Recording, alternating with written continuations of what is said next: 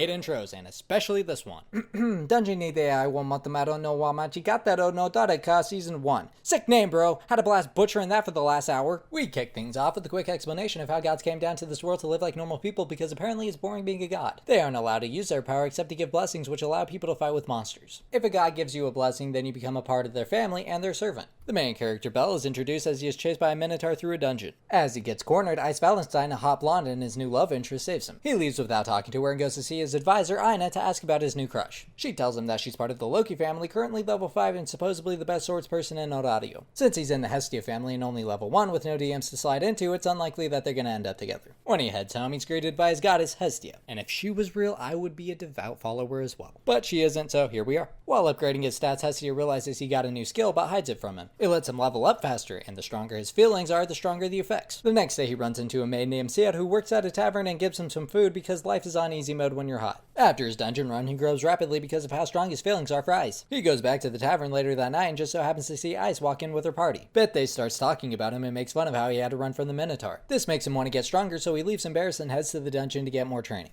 Episode 2. He goes back to the tavern the next day to pay his bills since he split in a hurry the night before. Sierra apparently vouched for him to help him get off easy, surely out of the kindness of her heart, and not because the main character's hot and needs a harem. We jump over to a party all the gods are throwing where we are introduced to some new faces. We have Freya, who Hestia doesn't seem to be a fan of, and Loki, who is the goddess of ice.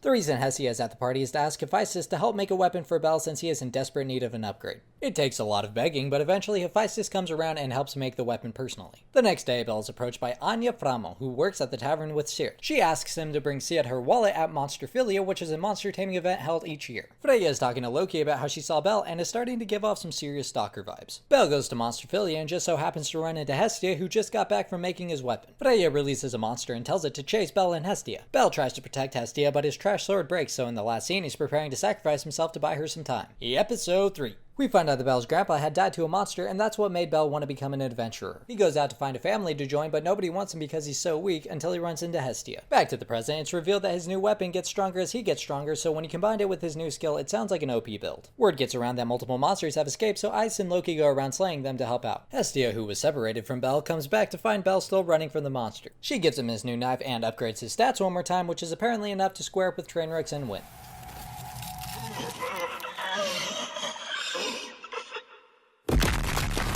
And he happened to score some brownie points because Ice just happened to be walking by and saw the whole thing. After the fight, Hestia passes out and he brings her back to the tavern for a place to stay. Hestia wakes up and they have a moment or whatever, and then we jump over to a douchebag verbally abusing his support who is clearly ignoring the encumbered alert. Episode 4. Aina throws in her application to the harem when she goes shopping with Bel for new armor. They go to the Hephaestus shop where all the armor is way too expensive until they get to the top floor. There are a lot of new blacksmiths who want their work to be evaluated, so they sell their armor for cheap. He ends up buying a new chest piece made by Welf Krozo and also gets armor as a gift from Aina. While heading home, he runs into the support main from last episode, Lily, who is running from her toxic carry. Bel protects her and Ryu deters things from escalating, but Lily leaves before they can talk to her. The next day, Lily finds him to ask if she can support him and he fondles her ears. They end up doing a dungeon run together, and afterwards, when talking to Aina, she points out that his knife is gone. He thinks he dropped it, but in reality, Lily had stolen it, which is probably why the other adventurer was chasing her as well. She tries to sell it, but it's actually a really weak weapon unless Bel is using it. Ryu walks by and notices that she has the knife and takes it away, so Lily starts running. While fleeing, she runs into Bel, and Ryu follows soon after. Ryu returns the knife, but ends up not riding on Lily. She continues to support for him and is caught off guard when he splits the loot 50-50 with her. Episode 5. Lily is getting kicked around by some guys who apparently she owes money to. While in the dungeon the next day, Lily uses a magic item to protect Bel and is continuously surprised by how well he treats her. They take the next day off and Sia suggests reading a book about magic that was left behind by somebody in the tavern. The next time Hestia upgrades his stats, she notices that he learned magic. It turns out that book happened to be a grimoire which gave him magic abilities. He's so excited to learn magic that he goes to the dungeon to try it out. He overdoes it and gets affected by Mind Zero, which happens when you use too much magic and you pass out. Ice is coming back from a boss fight with Riveria and they find him unconscious. She feels bad about Bethe making fun of him, so she gives him a lap pillow. And this is what I mean when I say hot guys are playing on easy mode. When he wakes up, his beta flares up and he runs out without saying anything. Episode 6. We get some backstory on Lily about how her parents died in the dungeon, so she had to become a support to survive. Her whole life, adventurers have been treating her like trash, so she grew to hate them. Ina finds out that the Soma family that Lily is a part of is addicted to alcohol and they are known to screw people over to get their fix, which explains why they keep on taking her money. On the next run, Lily convinces Belle to try going to the 10th floor, which he agrees to. It's a trap though, so she can steal his knife again and she uses monster lures to keep him distracted while she makes her escape. While leaving, she runs into the adventurer that she had stolen from before and he goes all Chris Brown on her. Gone away Belle double crosses him though so that he could take all of her stuff instead. They lure and kill her aunts and one of them ends up killing mini Chris Brown. Konoe and his companions make off with most of her stuff and leave Lily there to die. Luckily, Ina knew something was up and asked Ice to help them. Ice killed all the ogres on the 10th floor without anybody seeing her, which allowed Belle to go help Lily just in time. He ends up forgiving Lily for screwing him over again and gets his knife back. During the fight, he had lost the guard that Ina had given to him when they went shopping, and Ice finds it on the 10th floor. Episode 7. Lily joins the Hestia family and the harem to fight over Belle. Belle goes to the guild hall where he sees Ina is with Ice, so he tries to escape to avoid talking to them. He is stopped by a glorious faceplant and finally has to sit down to have a proper conversation with Ice. She returns the guard that he had lost and after talking for a bit offers to help teach him to fight. They meet up on a wall to train where he gets humiliated every time.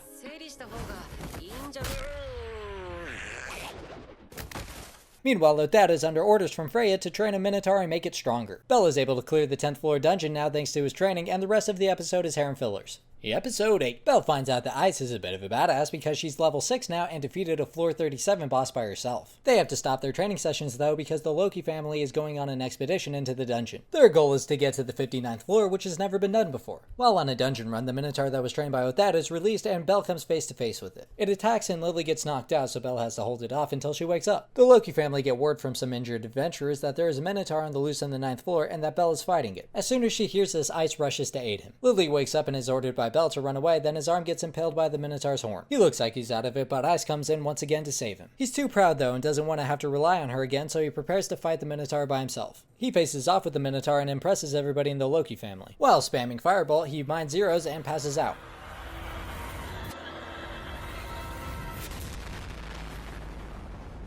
This gives everybody else a chance to look at his stats and he has all S-rank abilities. Episode 9. After being level 1 for just a month and a half, Belle earned level 2 from the Minotaur fight. Even Ice was level 1 for over a year, so everybody is talking about him and how fast he leveled up. He also got a new skill called Argonaut, but isn't sure what it does. With his level up also came a new nickname, Little Rookie, which sounds like a trash Disney movie. Ryu messes up a guy in a bar fight because he was picking on them. The next day, Belle happens to run into the guy who made the armor that he bought, Welf Croso. They make a deal to party up, and in exchange, Welf will only make weapons and armor for Belle. Since they're in a party now, they head to the 11th floor dungeon, and while there, Belle's hand starts to glow. When a massive monster shows up, he uses Fireball, and it one-shots it. This was the work of his Argonaut skill, which gives him the possibility to overcome any difficulty and one-shot an enemy, which sounds so broken. We learned that Welf used to be a part of a famous blacksmithing family, but doesn't want to make magic items anymore, even though that's what they were known for. And in the last couple of scenes, he makes Belle a new dagger from the Minotaur's horn that he had defeated before. Episode 10. Taki Mikazuki family members head into the middle floors where Belle and the others are too. Otomis is wanting to meet with Belle, but it's not revealed why. The Taki Mikazuki family members get injured and are fleeing a pack of monsters. They lure them into Belle's party and use them as a distraction to escape. Belle and the others try running away, but end up getting chased further into the dungeon. The pansies who fled give the news to Hestia and try to rally a rescue party. Otomis and Hestia both want to tag along, even though it's against the rules for gods to go into the dungeon. They also convince Ryu to come along since she used to be a strong adventurer. Lily uses a monster repel item to keep monsters off of them, but when it runs out, they're faced with 4 Minotaurs. Belle is able to kill one and uses his Argonaut skill to defeat the other 3, but looks exhausted afterwards. Episode 11. The rescue party find remnants of their fight and are getting closer to Belle. They decide that Belle and the others probably went further into the dungeon so that they could get to floor 18 where there are safe zones. Welf and Lily both pass out, leaving Belle to be the literal carry of the group, which is unfortunate timing because they're in the Attack on Titan crossover episode, but thanks to poor level design they slip past the floor boss. Once they make it to floor 18, who'd have thought, Ice is there to help them. Finn is in charge and explains that some of their members were poisoned, so they sent back a couple of others to the surface to get an antidote before they can continue. Welf and Lily wake up and Ice shows the first signs of jealousy. Call off the ships, boys. He's in. The rescue party finally arrives, so everybody is reunited, and Welf gets a mystery item with a message from Hephaestus. Everybody's gonna head back when the Loki members are ready to move, which will be in 2 days, so they get a free day off where Belle and Ice talk about going to a town in the dungeon. Episode 12. Everyone heads out to the town Levira. Belle ends up running into Mort, the guy that Ryu messed up at the bar, and they're holding a grudge. We get some fan service bath peeking and then some lore on Ryu. Her and Belle go to the grave of her previous family, who were all killed by a trap set by other adventurers. Ryu is blacklisted in the guild because she killed all of the other adventurers that set the trap, then naturally became a mate. Ice and most of the other Loki members leave ahead of the second group. Hestia is kidnapped by Mort, and Belle is forced to 1v1 him to get her back. But he ends up cheating using an invisibility item that Otomis had given to him to teach Belle about the dark side of people. Taki Mikazuchi members and Welf show up to help him out, out while Lily releases Hestia. Side note, Welt drops the mystery item that Hephaestus gave to him like a bot. Hestia releases her divine power to ensure that Belle isn't hurt, but he was actually holding his own just fine. And finally, the season's last boss starts to show up with an ominous intro. Episode 13. The Attack on Titan boss falls through the roof and everybody including the townspeople have to fight it. The mages charge up a big hit and that's when they realize that the Titan regenerating powers are even stronger than Eden's. Belle uses Argonaut to blow its head off, which doesn't work, gets knocked out, rallies with a big ass sword, and charges Argonaut again. Guess there's no cooldown, so we can assume the gods are actually right, devs failing at balancing their world too. Everyone hits it with their strongest attacks, including Welf, who uses the magic weapon that Hephaestus sent him. Belle KS's the Titan, and they go back to get drunk where organs of the sexual nature continue to be blocked. Oh, and apparently Bella is Zeus's grandson. The roof and everybody including the Titan... everyone else is... Belle uses...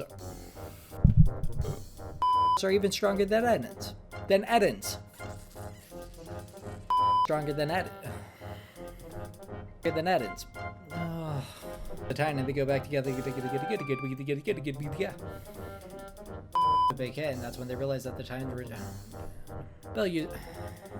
doesn't work. The Attack on Titan boss falls through the roof and everybody including the townspeople have to fight it. The mages charge up a big hit and that's when they realize that the Titan regenerating powers are even stronger than Eden's. Belle uses Argonaut to blow its head off, which doesn't work, gets knocked out, rallies with a big ass sword, and charges Argonaut again. Guess there's no cooldown, so we can assume the gods are actually right, devs failing at balancing their world too. Everyone hits it with their strongest attacks, including Welf, who uses the magic weapon that Hephaestus sent him. Belle KS's the Titan, and they go back to get drunk where organs of the sexual nature continue to be blocked. Oh, and apparently Bella is Zeus's grandson.